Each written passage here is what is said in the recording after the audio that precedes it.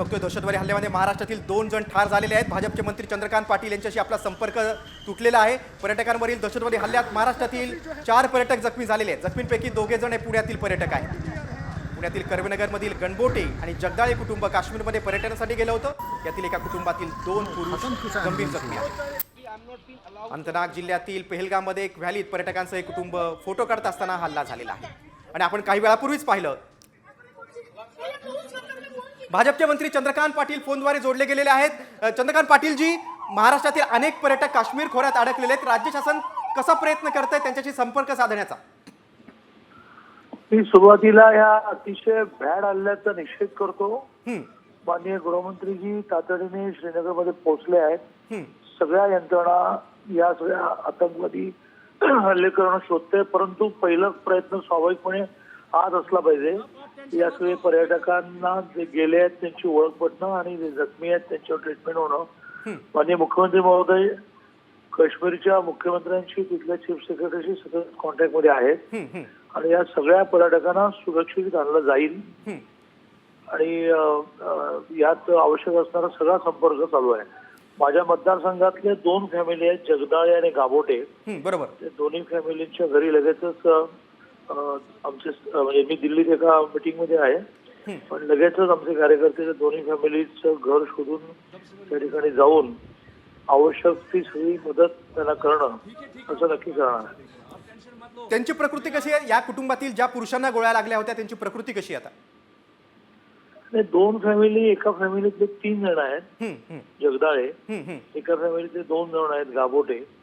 काय झालंय की एकूणच सगळ्या यंत्रणा इतक्या त्या आतंकवादी शोधण्याच्या मागे आहेत आणि त्यामुळे कम्युनिकेशन मध्ये नेमकी कोणाची काय स्थिती आहे हे कळायला थोडस अडचणीचं झालंय। म्हणजे गेले आहेत त्यात कळतंय असं की 2 विदेशी नागरिक पण आहेत, मग कुठले विदेशी, कुठल्या देशाचे, मग गुजरात आणि महाराष्ट्रामधले पर्यटक आहेत, त्यामुळे कुठल्या जिल्ह्याचे, जसं कोथरूडचं किमान मला पटकन हे 5 जणांचं कळलं, पण त्यांची स्थिती काय आहे मला आता सांगता येणार नाही। सुमारे 2000 पर्यटक काश्मीर खोऱ्यात अडकलेले आहेत जे पर्यटनासाठी गेले होते। महाराष्ट्र शासन काय आवाहन करते त्यांना?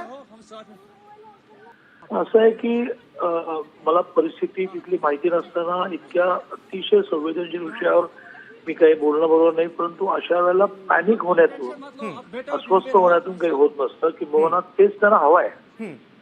आतंकवाद्यांना ज्या प्रकारे काश्मीरमध्ये टुरिझम वाढत चाललाय, लोकल जो माणूस आतंकवादाकडे आकृष्ट झालेला तो आतंकवादाकडून दूर गेला, त्याला असं लक्षात आलं की बा 370 कलम रद्द झाल्यामुळे प्रचंड आमची आर्थिक भरभराट झाली, याला सुद्धा ब्रेक करायचंय ना। बरोबर।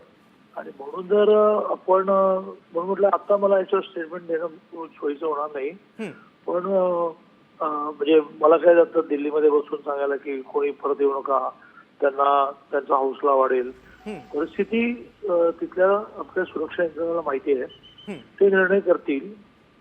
पहलगाम मधल्या तर सगळ्यांना बाहेर काढण्यामध्ये सुरक्षा यंत्रणा यशस्वी झाले। ते इतकं इंटिरियल आहे की जिथे पोचायलाही 30 मिनिटं घोड्यावर जायला लागतं, तर इतक्या इंटिरियल मध्ये जाऊन इतका भॅड हल्ला ते करतील हे खरंच म्हणजे अनाकलनीय। आणि या देशाचे पंतप्रधान माननीय मोदीजी याचा बदला घेतल्याशिवाय राहणार नाही, पण आताच्या परिस्थितीला झालेल्या हल्लेखोरांना शोधणं आपल्या लोकांना सुरक्षित करताना आपलं महत्त्वाचं काम आहे।